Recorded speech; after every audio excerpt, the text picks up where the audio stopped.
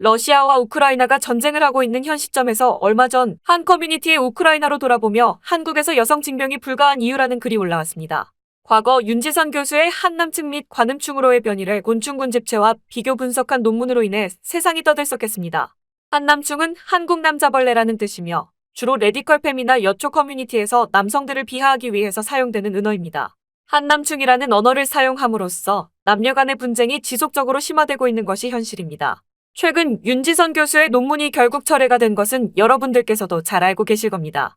한남충 사용에 대한 분쟁 이후 여성 징병제에 대한 글이 각종 커뮤니티에 올라오면서 설전이 벌어지곤 했는데요. 자기가 가기 싫으면 모두가 안 가는 방법을 생각했는데 여자가 가라는 게 이게 무슨 말이야. 훈련소에 깎아머리 하고 들어가서 초코파이를 울면서 먹는 그 과정을 나도 꼭 겪으라고 얘기를 하는 게 무슨 가치를 위해서인지 모르겠어. 그냥 자신들이 군대를 갔다 와서 힘들기 때문에 너도 힘들어라. 이 얘기 이상의 가치가 있는지 잘 모르겠어. 여자들도 전쟁이 일어났을 때 어떤 역할을 맡으실 때 생각하거든요. 맡을 수 있다가 아니라 맡아야지. 맡아야 한다고 생각한 거야. 예를 들어서. 뭐 국방 의무는 모든 그치. 국민에게 부과된 거니까. 그렇지, 내 말이 그거야. 그래서 똑같이. 여성 징병제에 대한 언급은 최근에 나온 말이 아닙니다. 2017년부터 청와대 국민청원에 지속적으로 청원되고 있으며 애초에 여성 징병제가 불거진 이유는 인구 절벽에 의한 상비병력의 부족 우려 때문입니다. 2017년 9월 11일 문재인 대통령이 주재한 수석보좌관 회의에서 여성 징병제에 대한 의제가 거론되었습니다. 이때 문재인 대통령의 반응은 이렇습니다. 국방 의무를 남녀가 함께 해야 된다라는 청원도 상당히 만만치 않던데요. 하여튼 뭐 다 재미있는 이슈 같아요.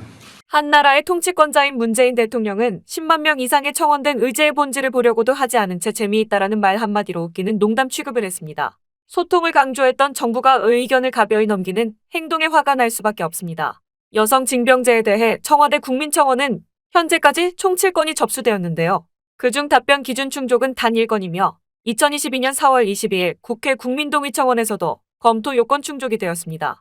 청와대 국민청원의 여성 징병제에 대한 답변은 병역 문화 개선과 복무 여건 및 처우를 개선하겠다.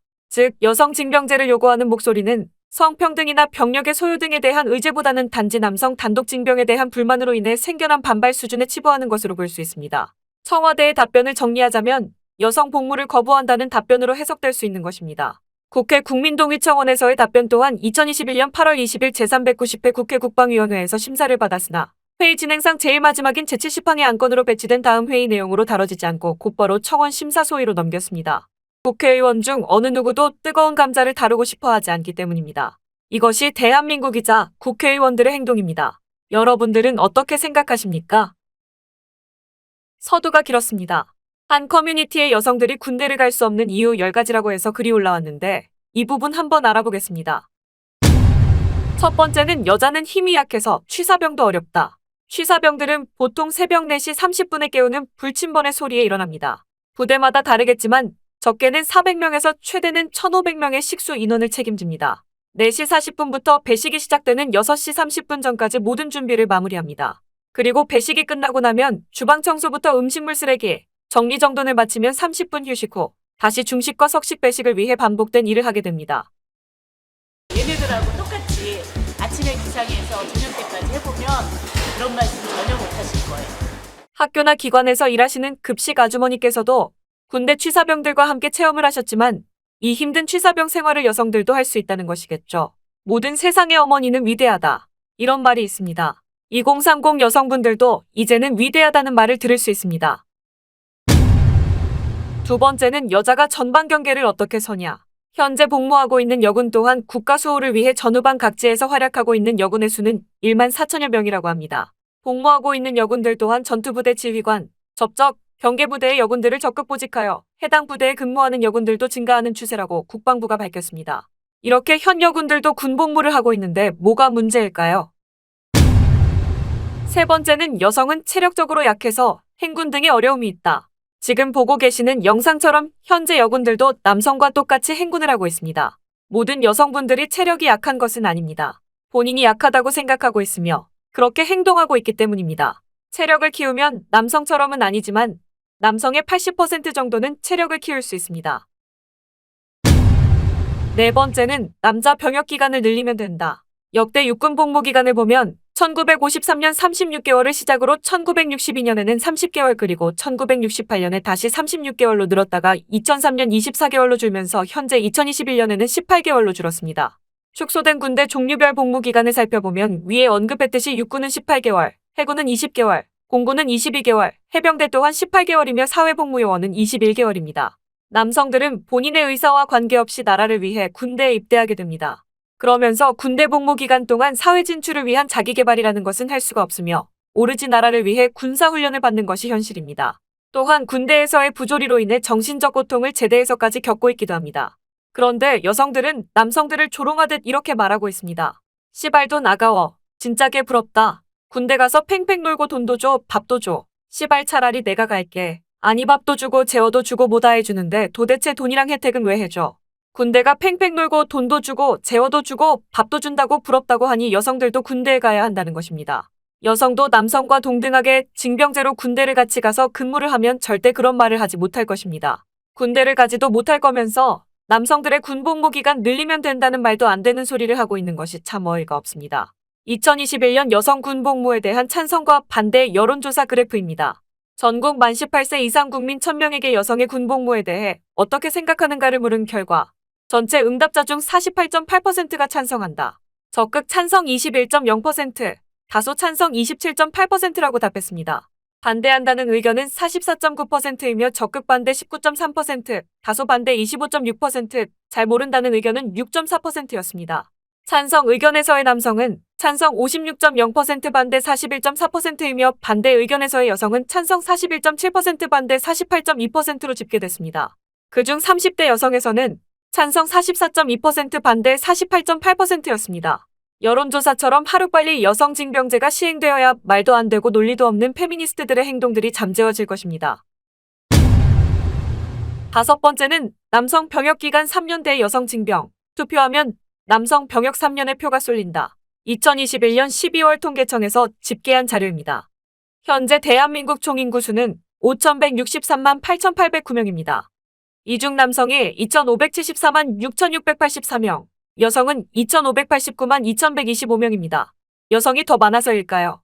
그렇다면 2030 세대 남녀 인구 수는 어떻게 될까요? 20대 남성은 349만 1,682명, 30대는 347만 2,711명으로 2030 세대 인구는 696만 4,393명입니다.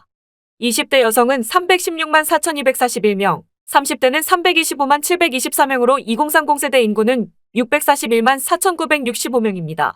2030 세대만 투표를 한다고 해도 남성이 54만 9,428명 많습니다.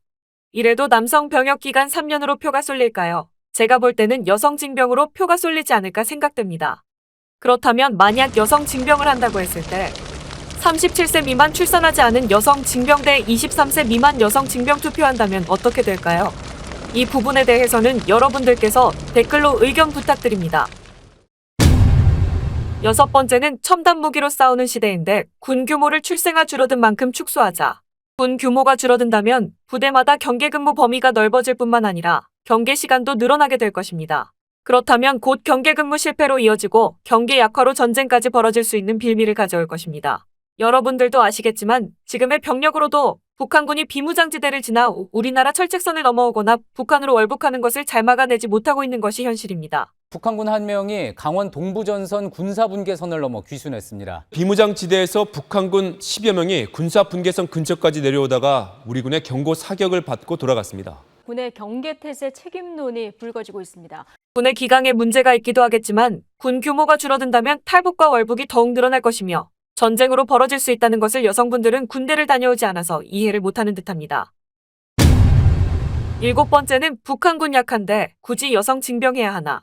보통 북한군 군사력이 약하다고 생각하고 있습니다. 미국의 군사력 전문 분석 단체인 글로벌 파이어 파워는 2019년 기준으로 한국의 군사력은 세계 7위, 북한은 18위, 그리고 미국의 싱크탱크인 국제전략문제연구소는 한국을 6위로, 북한을 25위로 평가했습니다.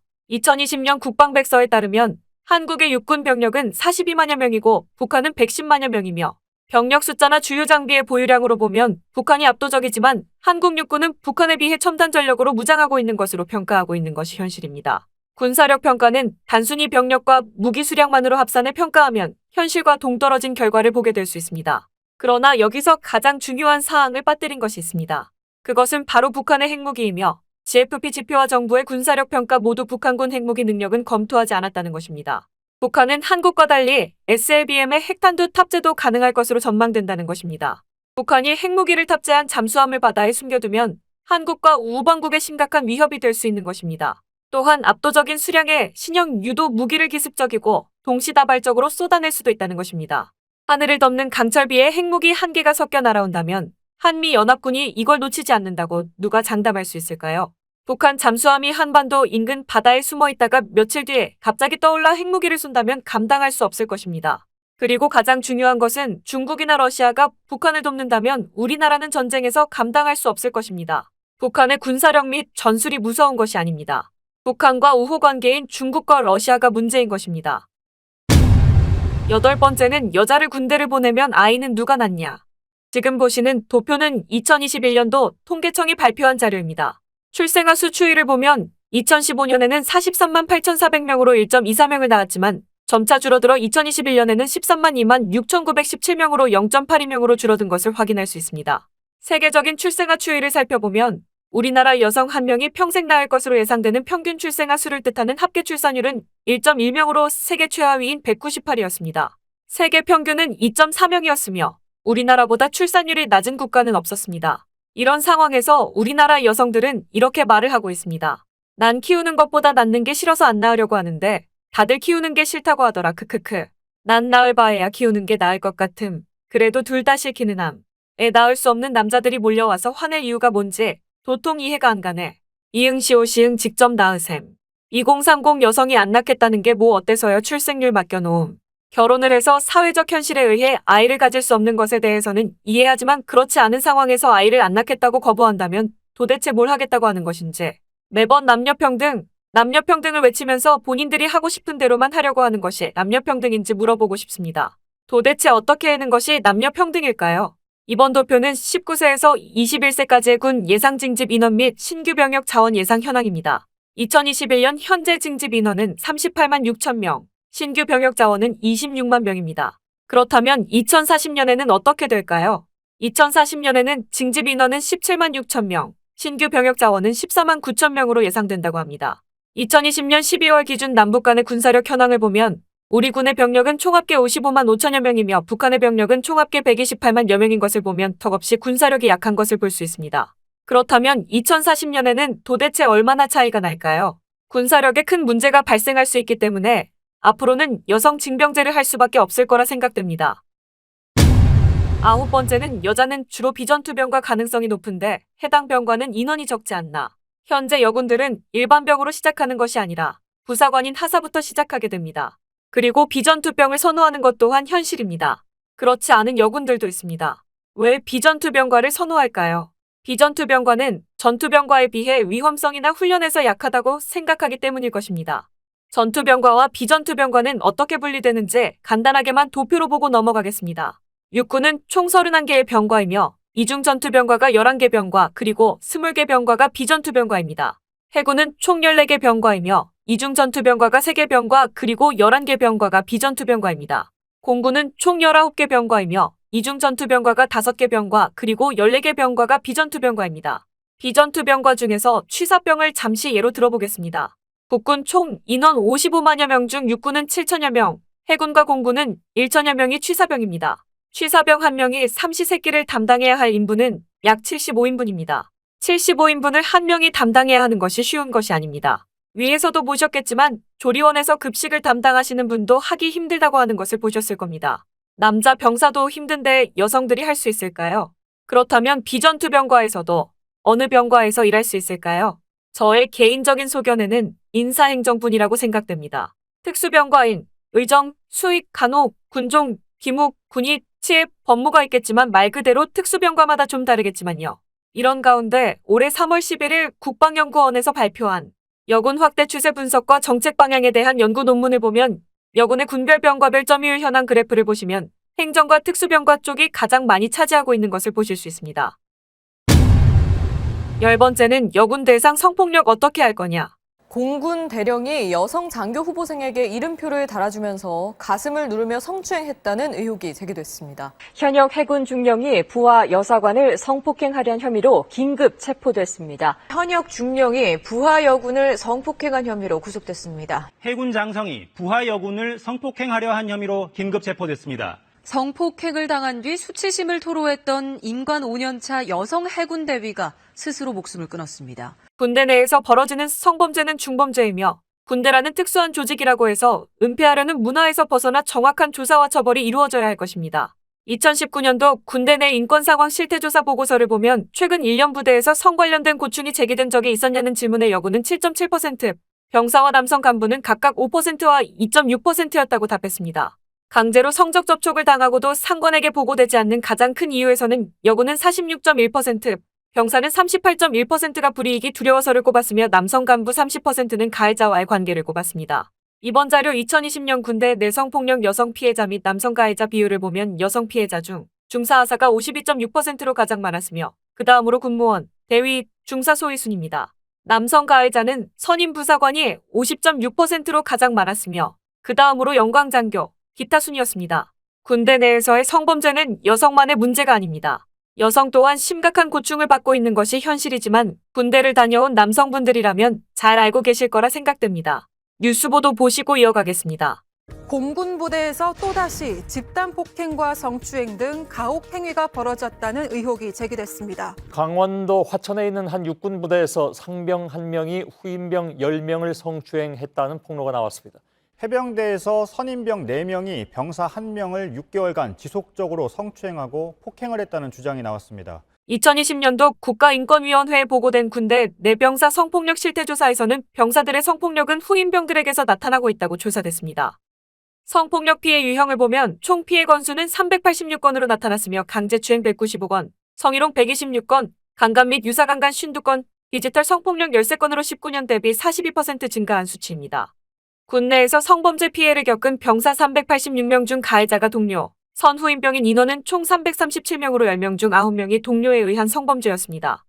생활반에 있다가 이제 막 자기 보여준다는 거, 꼬집고 절 샤워하면 저한테 그냥 와서 옆에다가 오줌 싸고 침 뱉고 동상처럼 세워놓고 만진다든지 땀 때리고 침 뱉고 얼굴에 짧은 머리채 세게 잡아가지고 심상해요 던지고 엎드리라 한 다음에 생활반에 이제 누워있었는데 이제 그 3명이서 갑자기 저한테 와서 이제 한 명은 제 팔을 잡고 한 명은 다리 잡고 한 명은 이제 막 바지 벗기고 신고한 날 밤에 대대장님이 불러서 이제 얘기하는데 도대체 어디다 신고한 거길래 이렇게 사단장님 귀로 먼저 들어간 거냐. 너는 보고 체계를 안 지켰기 때문에 이거 신고한 거에 대해서 내 이거 끝나고 나서 네 징계 받아야 된다. 언론에서 여성 성폭력을 강조하여 보도하고 있지만 여성보다 남성이 더욱 심한 상태임에도 남성이란 이유 하나만으로 보도가 적을 뿐입니다.